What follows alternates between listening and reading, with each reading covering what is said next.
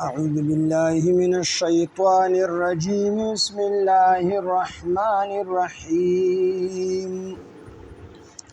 ولقد خلقنا الإنسان من سلالة من طين ثم جعلناه نطفة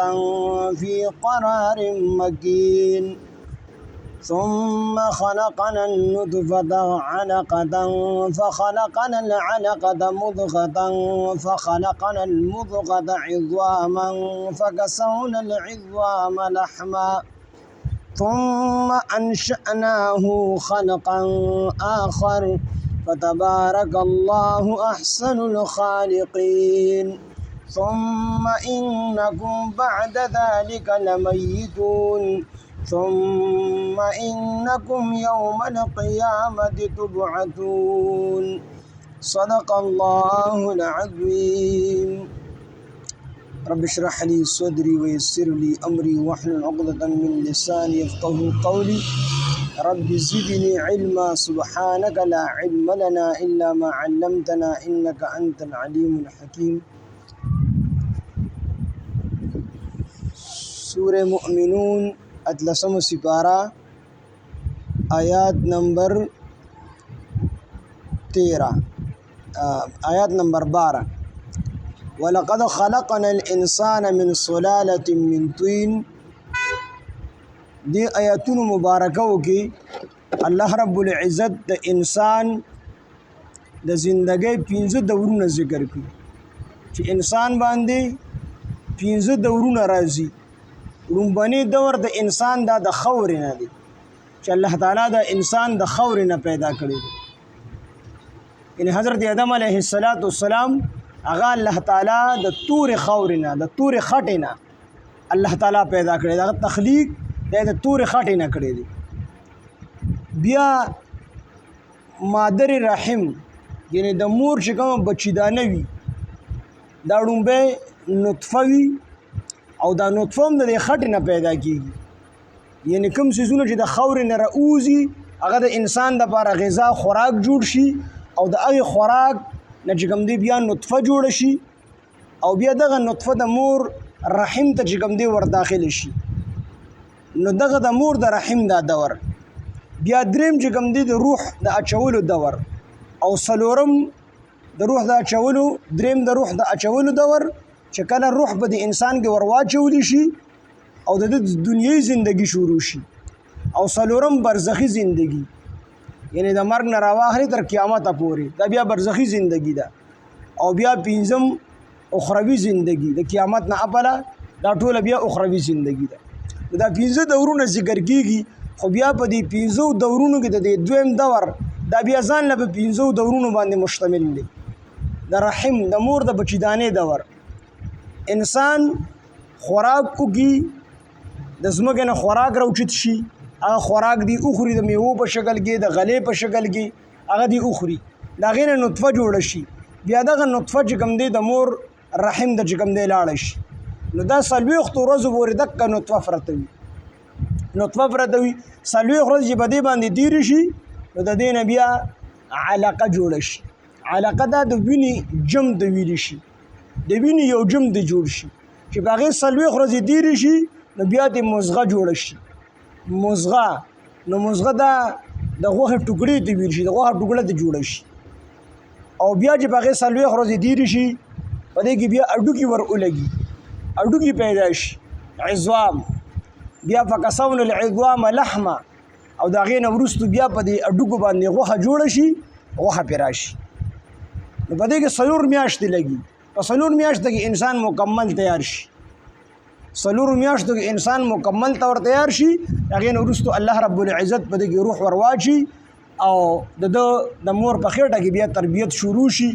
غټېده شروع شي د خوراک شروع شي نو دا ټول دورونه قرآن دې آیاتونو کې الله تعالی چې کوم دې ذکر کوي ولقد خلقنا الانسان او په تحقیق سره موږ پیدا کړی دی انسان من سلالة من طين دا غلمدی خټې د خلاصینا سلاله خلاصې ته ویل شي د خټې هغه خاص اجزا نو الله فرمایي چې دا انسان مونږ د خټې د هغې خاصو اجزاو نه پیدا کړې دي عامه خټه نه خاص اجزا د دې خټې د هغې نه الله تعالی وي دا انسان پیدا کړی دی ثم جعلناه بیا مونږ وګرځو د لره نطفه خټې نه لومبې د آدم علیه السلام تخلیق وشو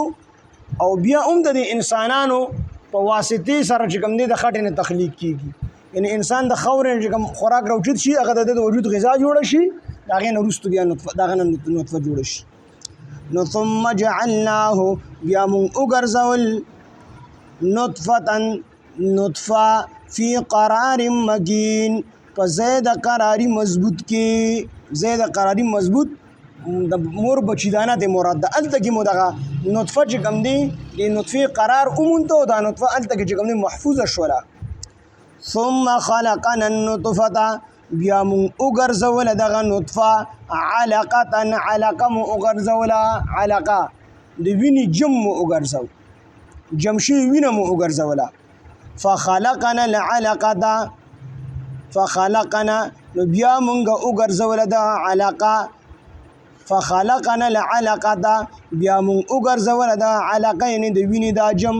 مضغه د غوښې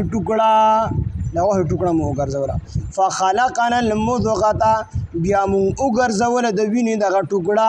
عظاما اډوکي په دې کې مو اډوکي جوړ کړل فکسونا العظام لحما بیا مونږ واغوستول د اډوکو ته لحما غوښه بیا د اډوکو ته پاسه غوښه راله ثم انشأناه بیا مونږ پیدا کړه په پیدایش بل سره ثم انشأناه بیا مونږ پیدا کړو دا انسان خلقا آخر په پیدایش بل سره فتبارک الله احسن الخالقین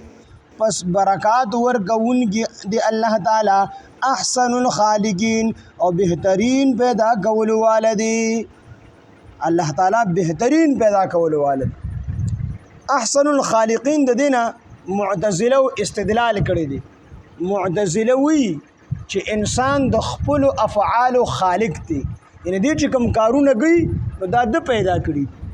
نو هغه د دې ځای نه استدلال کوي چې دلته الله تعالی فرمایل دي چې احسن الخالقین خالقین جمع راوړله نو دلته کې معتزله وی چې دا خالقین ډیر دي یعنی خالق جا ته ویل شي چې یو څیز د نشته کی یو موجد دی ایجاد کولو والا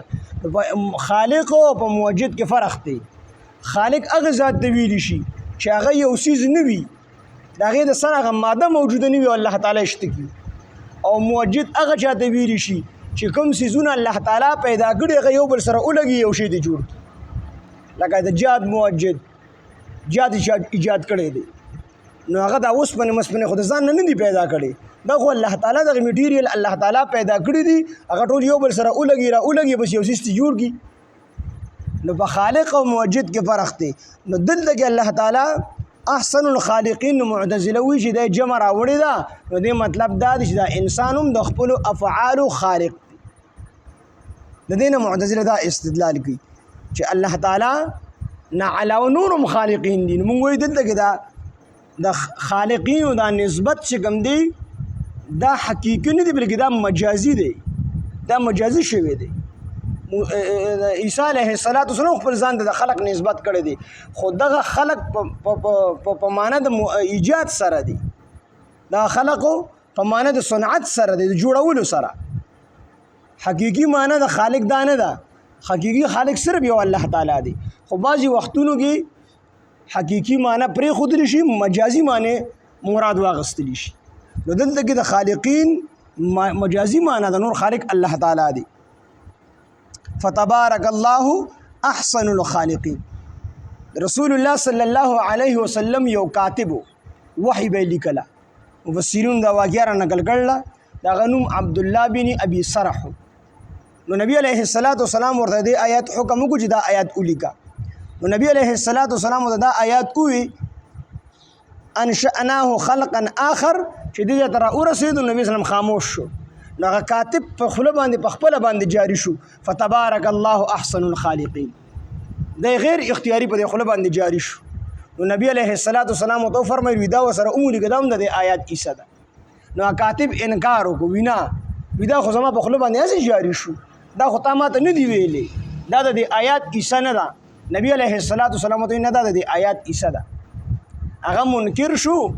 او مرتد شو دغه عبدالله بن ابي سرح مرتد شو او خلکو ته وی چې زوم پیغمبر ما ته وحی کیږي څنګه چې نبی علیه السلام ته وحی کیږي نو ما ته وحی کیږي ما ته الله تعالی دا وحی وکړه چې فتبارک الله احسن الخالقین او لاړو چې کوم دی او تختید مدینه منوره نو بیا چې کله مکه مکرمه فتح شوله نو نبی علیه الصلاۃ والسلام د عام معافی اعلان وکړو خو صرف یو څو کسان مستثنا کړو او نبی علیه الصلاۃ والسلام حکم وکړو چې دی ارزه کې بس دی چا اومد دی قتل کړی دی معافی نشته دی نو باغې کې یو دا عبد الله بن ابي سرح نو بیا حضرت عثمان رضی الله عنه په باره کې سفارش وکړو چې ترې امن ورکړي شي نو نبی علیه الصلاۃ والسلام دغه په سفارش سره ته امن ورکړو او د بیا د فتح مکې په موقع باندې ایمان راوړو صحیح مسلمان شو نو فتبارک الله احسن الخالقین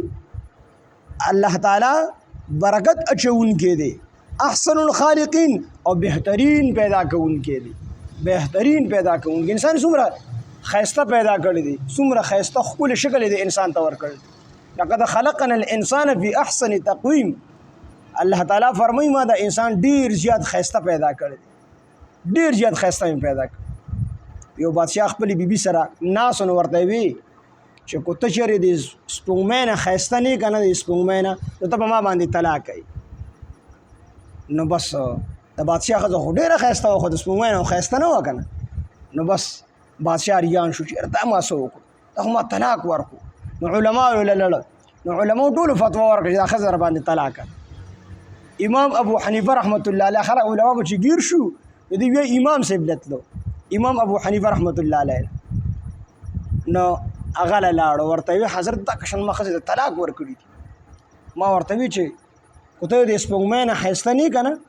نو ته په ما باندې طلاق نو خو ظاهره خبر زما خزه سپوږمۍ نه خیسته نه سپوږمۍ رڼا کوي زما خزه خورانه نه کی په تیاره کې امام ابو حنیفه رحمت الله علیه طلاق نه دی واقع شي ورته وی ولی قرآن مجید کې الله تعالی فرمایي چې ان خلقنا الانسان فی احسن تقویم احسن صيغه د اسم تفضیل لا احسن تقویم ما د انسان د هر شي نه خیسته پیدا کړي نو استاد اخر سپوږمۍ نه ټول کائنات نه الله تعالی چې کوم دی خیسته پیدا کړي امام صاحب یو کس راغی خزه د خاون جګړه شوله د شپې نو خزه خاون ورته کو تا ما سره خبرې اون کړې ته ما تعالی کې در سره پوت نو بس د خزه دم تنگ شي ونه ورته ډیر لړو واړه ولا دا خزه خبرې نه کول هغه د تنگ هغه چې بس دا طلاق واقع شي بس دا سړی تنگ شو چې اوس کو دې خبرې وکړي چې لکه دا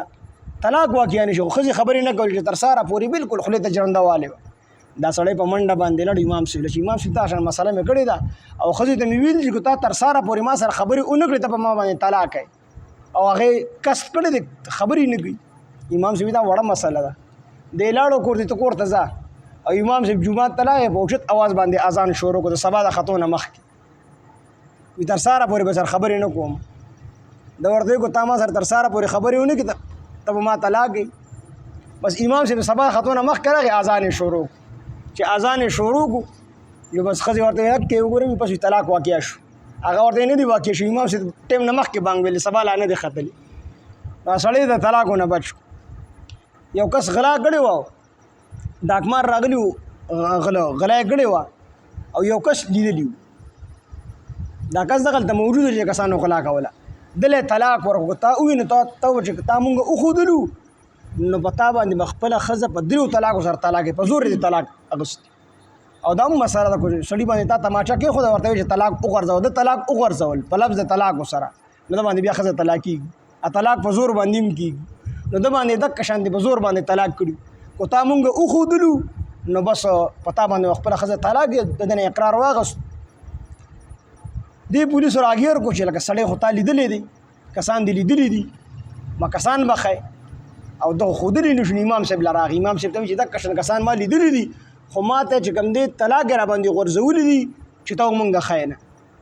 امام صاحب دا اسانه مسله مونږ له راځي وي او وي تو په دروازه کې ودرېږي او زه به سره ودرېږم او چې کوم کس راځي زه به چې دا دی نو چې کوم نه ته وایي چې نه دی او چې کومي نو بس ته به خاموش پاتې کېږي نو بس کسان به مو خیر طلاق به مو واقع نه شي چې سهار منزل رالو امام صاحب ته دروازه کې ودرېد یو کس پر راتلو ویدا دی ویدا نه دی چې کوم به وون په هغې به خاموش کېدو نو هغه ټول غلی چې کوم دی په دې طریقه باندې معلوم امام صاحب ورته وی چې دا انسان الله تعالی د هر شي نه ښایسته پیدا کړی نو الله تعالی وی چې فتبارک الله پس برکات ورکوونکي د الله تعالی احسن الخالقین او بهترین پیدا کوونکي دي ثم انکم بیا تاسو بعد ذلك رستو د دینا لمیتون بخامخا مړه کېدونکي ثم انکم او بیا تاسو یوم القیامت په ورځ د قیامت تبعثون به دوباره ژوندي کوونکي دا ټول ادوار د انسان ذکر شو چې ډومبې دی پیدا شي بیا دې چې کوم دی د خټې نه الله تعالی پیدا کړي د هغې نه وروستو بیا چې د عام انسانان پیدا کېږي د ډومبي انسان پیدایش براه راست الله تعالی د خاورې نه کړی دی او د دې نورو انسانانو بالواسطه د خاورې نه پیدایش کېږي نو انسان خوراک وکړي او دغه بیا نطفه جوړه شي او بیا نطفه د مور رحم ته لاړه شي بیا د مور په رحم کې به د باندې دغه ټول ادوار تېرېږي ولقد خلقنا الانسان او په تحقیق سره موږ پیدا کړی دی انسان من سلاله من طین د خلاصې د لمدې خټې ثم جعلناه بیا موږ وګرځو د لره نطفه فی قرار مکین په ځای د قراري مضبوط کې ثم خلقنا النطفه بیا موږ وګرځول دا نطفه علقه بیا موږ وګرځول دا نطفه علقه وینا فخلقنا العلقه بیا موږ وګرځول دغه جمشي وینا مضغه د غوښې ټوکړه فخلقنا المضغه بیا موږ وګرځول دغه غوښې ټوکړه عظاما اډوکي فکسونا العظام بیا موږ واغوستول د اډوکو ته لحما غوښه ثم انشأناه بیا موږ پیدا کړو دا انسان لره خلقا آخر په پیدایش بل سره فتبارک الله پس برکتونه ورکوونکي د الله تعالی احسن الخالقین او بهترین پیدا کولو والدی ثم انکم بیشک تاسو بعد ذلك رستو د دینا لمیتون بخامخا مړه کېږئ ثم انکم بیا بیشک تاسو یوم القیامت په ورځ د قیامت به تبعثون دوباره راژوندي کېږئ سبحان الله بحمده سبحانك اللهم بحمدك نشهد ان لا اله الا انت نستغفرك ونتوب اليك سبحان ربك رب العزة عما يصفون وسلام على المرسلين والحمد لله رب العالمين